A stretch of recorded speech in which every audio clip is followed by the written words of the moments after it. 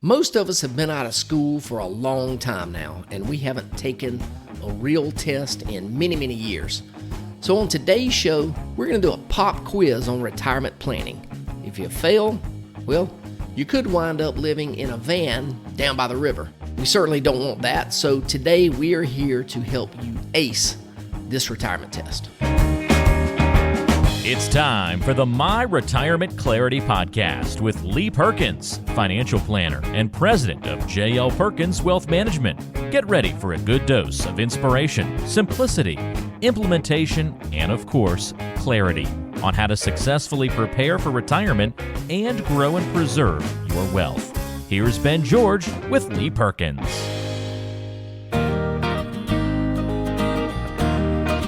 Welcome into My Retirement Clarity. I'm Ben George. He's Lee Perkins. We're giving you a quiz today, a little pop quiz time, Lee. I know that was something that people probably didn't enjoy in school when it popped up and the teacher said, hey, I got a quiz to hand you all. But today I think it's important because we're going to have a little fun with it. We're not going to hold anybody accountable for their grades, but hopefully everybody does well. Yep. Hope so. My kids are out for summer, and I asked my daughter a couple of days ago if she was ready to go back to school, and she said, yeah. I said, are you ready to see people, or are you ready for the test and things? She said, no, just to see people. So yeah, she's not excited about any kind of pop quiz or anything like that. Yeah, all about the social side, right? There you go. All right. Well, today will be a fun show. So we got 5 different retirement questions for you, and then we're also going to open up the mailbag and throw a couple questions Lee's way as well. That's all on today's episode of My Retirement Clarity, which you'll find online at myretirementclarity.com. Also, just we'll quickly mention too, I know people will see here pretty soon, Lee, we're going to start rolling out new episodes every week as well. So I think for people that have enjoyed the show and have gotten a lot out of the show, and we appreciate everybody that has provided some feedback, it'll just be extra content for people to listen to. Yeah, definitely. And also, we can go ahead and make this announcement too. Our podcasts are now on video. I'm sitting in front of a camera right now doing this live. We've got the whole studio set up with lighting and all that. So it's a little different for me. But, people kind of seeing what I do as I do a show, it should be interesting. Hopefully, it's not going to be too uncomfortable for me, but we'll figure it out. Yeah, we'll do a good job with it. I know you always do. So I'm looking forward to the extra content. And it's not going to be me every show, too. You'll be doing a lot of half the shows on your own, but it'll be good to hear you more and more on this episode or on this podcast, My Retirement Clarity. So looking forward to it. Again, if you have questions for Lee afterwards, want to follow up on anything we talk about, you can always call J.L. Perkins Wealth Management directly at 478-254-3550. All right, let's jump into this quiz today, Lee. I got 5 different questions, and the goal of this is to kind of put your retirement planning preparedness under the microscope, and hopefully you know the answers to these, but if not, we'll explain the answers and why it's important for your future. So let's start off with this one, Lee. Number 1 here, at what age should people start saving for retirement? Now, good news is these are multiple choice, so here are your possible answers. A, when you begin working. B, when you buy your first home. Or C, when you've paid off all your debts. Yeah, I think you've started me off with a pretty easy one here, Ben. And the correct answer, without any doubt in my mind, is A. It's just really so important to get in the habit of setting aside money for retirement as soon as you start working. Now, I'm not talking about somebody who's a teenager maybe that's going to work for Chick-fil-A or working at the golf course or something like that. Although if they wanted to start saving for retirement, I think that would be a fantastic idea. But really what I'm talking about here is somebody who is beginning their first real job, their first job out of college, or their first, quote, real job. If you get in the habit of putting money away every month for retirement, especially at a very early age, chances are you're going to wind up having some options that your friends that are your age are not going to have later in life. And specifically, of course, what I'm talking about is retiring early. It's so easy nowadays to get a job and just begin building a lifestyle that really goes right up to what your monthly bring home income is. This is the norm. This is what everybody does. Spend every dime you make and live paycheck to paycheck without any sort of margin in your life. But if you're smart, you'll make that savings, a high priority, and make that the very first thing that you sort of set up in your first paycheck. And I'm not saying that you don't need to put money away for your first house or for a car or things like that. You definitely want to do those things, but have a number in mind and create a separate savings account for those kind of things. Now let me address debt. If we're talking about somebody who's young and starting out, hopefully they're, they haven't jumped on the debt hamster wheel, at this stage of the game. But I know a lot of people do this. So again, my final answer is A, start saving for retirement as soon as you begin working. Yeah, you can kind of do all these concurrently, right? Just because, you're saving for a home or trying to pay down debt doesn't mean you can't be saving as well.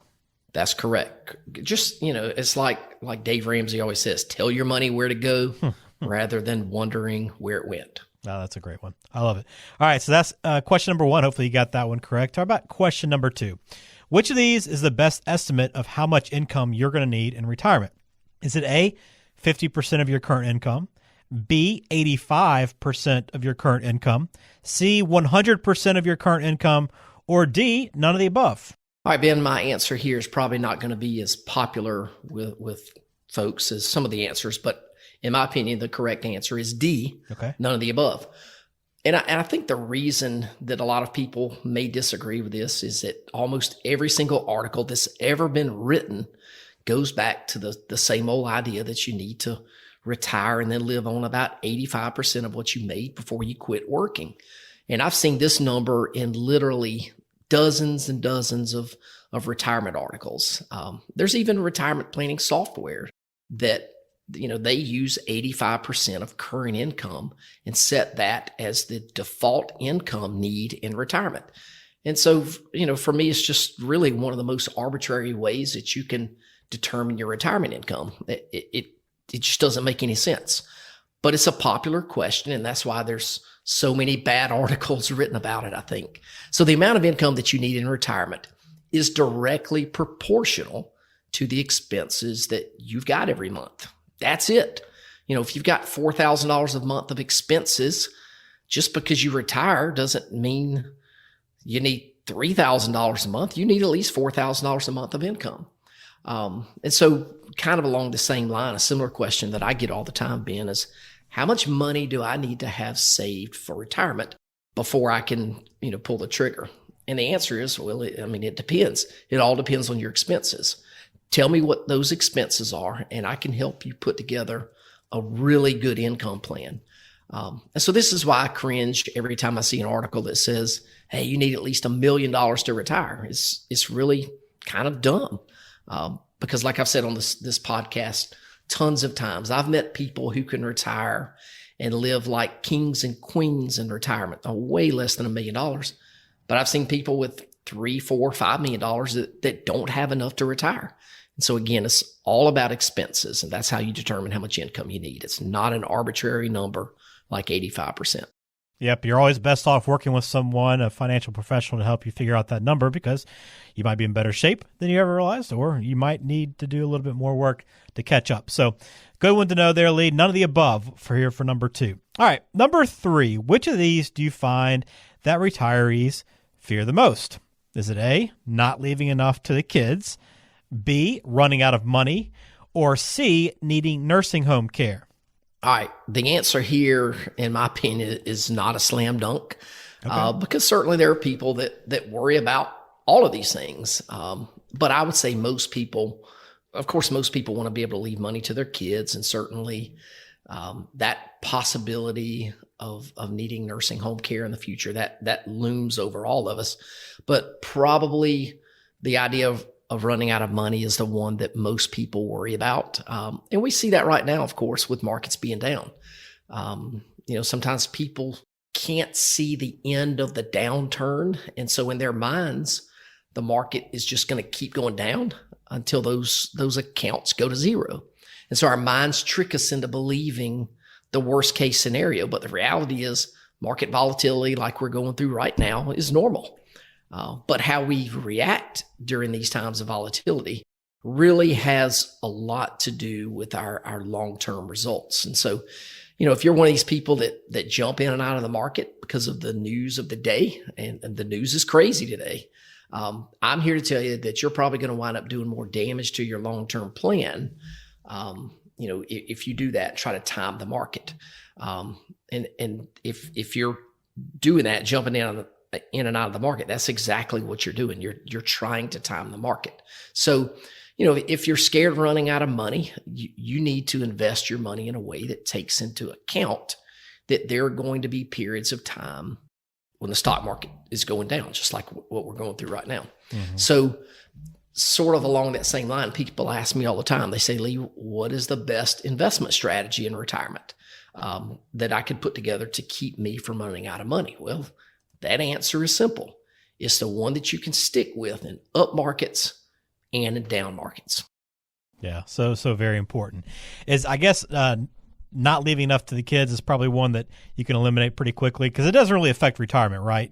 That might be a goal of yours, but it doesn't actually affect your retirement necessarily.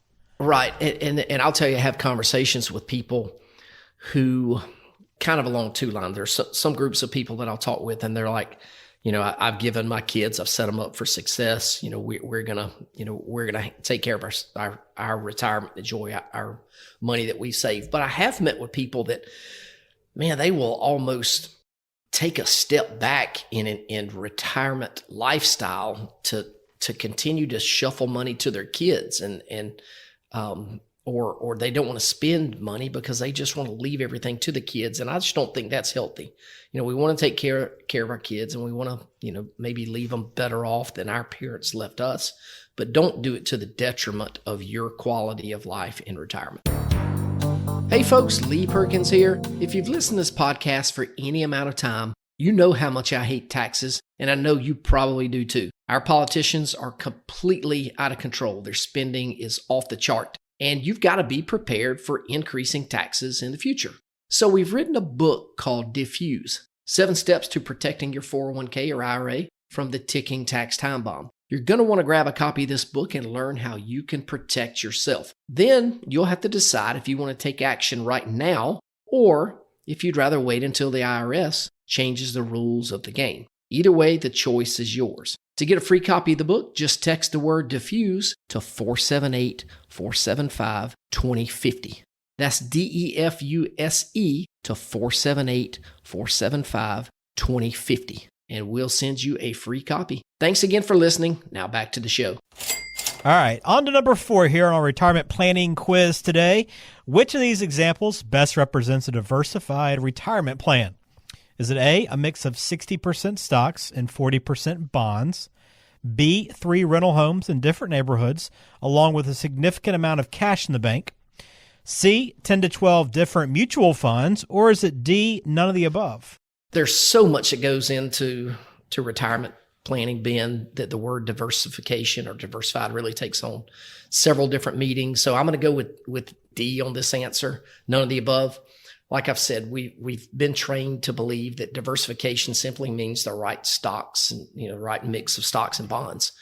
This is important, and you want to make sure you've got the right mix. And like we just talked about, you want to make sure that you develop a plan that you can stick with in up markets and in down markets, and don't be jumping in and out of the market all the time. But I think it's just as important to have tax diversification in your overall plan. If you've got, let's say, 95 or 100% of your money in a qualified retirement plan, like a 401k or an IRA, you're really at the absolute mercy of the IRS when it comes to how much of your money that you get to keep. As taxes increase, you're going to get less of the money from that distribution. So ideally, you're going to have some money, in a qualified tax status, some money in a non-qualified tax status, and maybe even some in a tax-free status, like a Roth IRA or something like that. So this way, when, not if, when taxes increase, you're going to have more flexibility on how you pay or how you don't pay your taxes. And so that's one way of diversification that I think people sort of overlook. I'll tell you a quick story. I had a buddy of mine a few years ago that had a kid that went to college, and he said there was a real learning curve. And what I'm talking about here, kind of going in, is in time diversification and retirement. So his kid went to college, and he said that my son had to learn that he could not drink all of the beer that he had in Athens. So when he got to school, that's all he did. Once he figured it out, he did a whole lot better in school. And so to me, it's the same thing in retirement. You can't just play golf every single day. You can't spend every day on a cruise. You can't sit on your back deck every day. The folks that enjoy retirement the most are the ones who allocate their time among a variety of different activities. So yeah, diversification in retirement is important, but it's not just in investment diversification. I think there's tax diversification. There's time diversification. I think you need to diversify your time between who you spend your time with. One of the challenges I'll tell you that people have is once they retire and come home and they're in their house all day, every day with their spouse, that can be stressful. So you have to have some healthy time with your spouse, but I think some healthy time away from each other as well. So, my parents have told me that. So I think it's important. It is important. Good time too is you touch on taxes, Lee, just to go ahead and quickly mention our Ticking Tax Time Bomb book offer that you provide for anyone that listens to the podcast. I know a lot of people have taken advantage of that. Yeah, and you can actually see a picture of it if you're watching this on video over my shoulder here. The book is called Diffuse, 7 Steps to Diffusing the IRS Ticking Tax Time Bomb. It's just a short, easy read that we put together maybe about 2 years ago now with some actionable items and some strategies that you can do right now to help you be better prepared for when taxes increase. All you have to do is text the word diffuse, DEFUSE, to 478-475-2050. Just give us a name and contact information, and we'll ship that book right out to you. All right. I got one more question to run by you here, Lee, on our quiz. To make sure you don't run out of money in retirement, only withdraw blank % from your portfolio every year. Is it A, 1%, B, 4%, C, 6%, or D, find a different strategy altogether? Yeah. I'm not really a big fan of a fixed percentage withdrawal sort of as a rule. So I'm going to go with D here on this question. Okay. Find a different strategy. So like I mentioned earlier in this podcast, I think your income should be based on what you need. Now, certainly you need to make sure that what you're taking is not too much from your portfolio because you don't want to put yourself in a position of running out of money. But I also think that your strategy for income in retirement has got to build in some level of flexibility.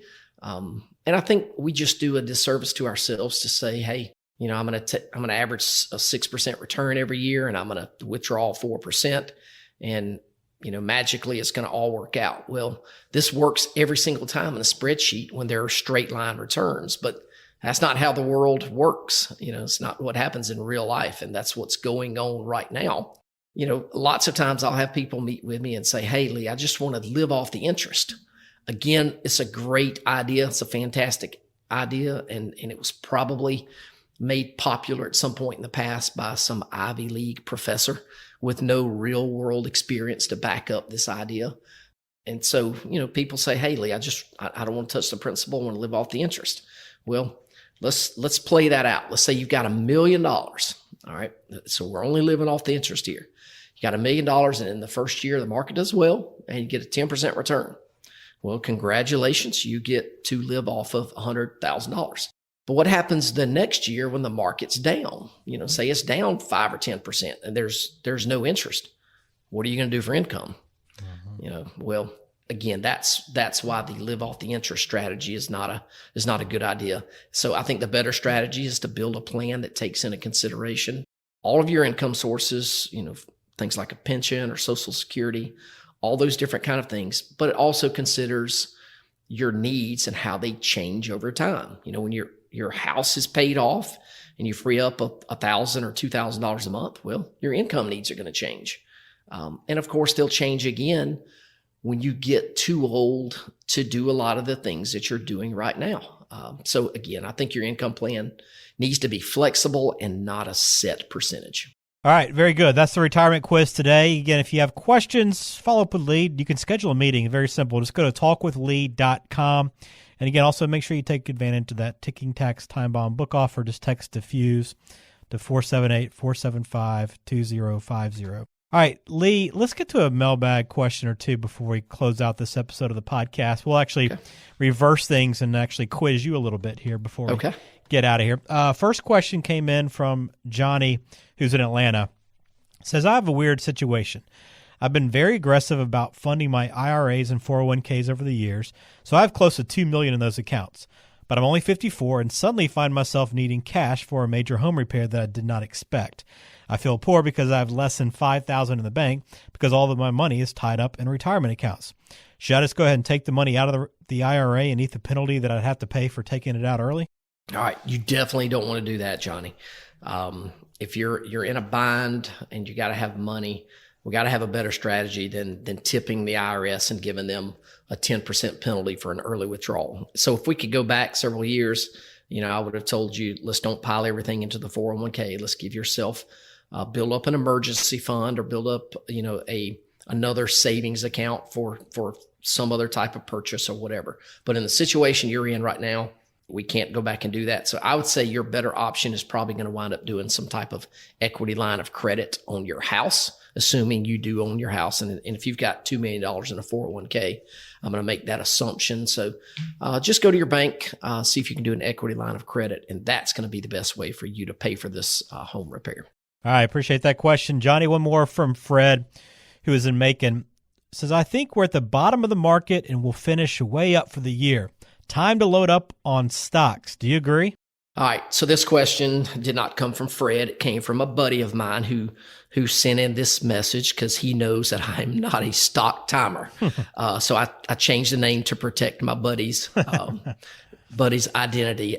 No, I'm not a stock timer. And this person is just kind of poking fun at me a little bit because he knows that I'm going to caution against this idea of trying to pick the bottom and get in or get out when it's high. Again, don't try to do that. Like I said earlier, put together a plan that you can stick with through up markets and down markets. And so, Fred, thank you for writing in. All right, very good. All right, if you have questions for us, you can send them in to us. Visit myretirementclarity.com. If you just want rather just ask your question directly to Lee, you can always do that. Just visit talkwithlee.com. You can schedule a meeting there. And if you want to jot down a phone number, you can do that. It's 478-254-3550. All right, good show today, Lee. I know this retirement quiz, hopefully most people got it right, and if not, they learned something along the way. But all these things we talked about today so important in retirement. Yep, I enjoyed it, man. Thanks a lot, man.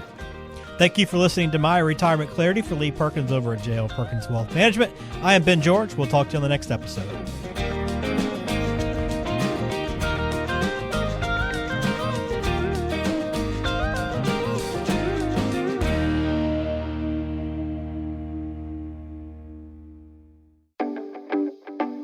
Investment advisory services are offered by J.L. Perkins Wealth Management, a registered investment advisor and insurance agency. Information is for illustrative purposes only and does not constitute tax, legal, or investment advice. Always consult with a qualified tax, legal, or investment professional before taking any action.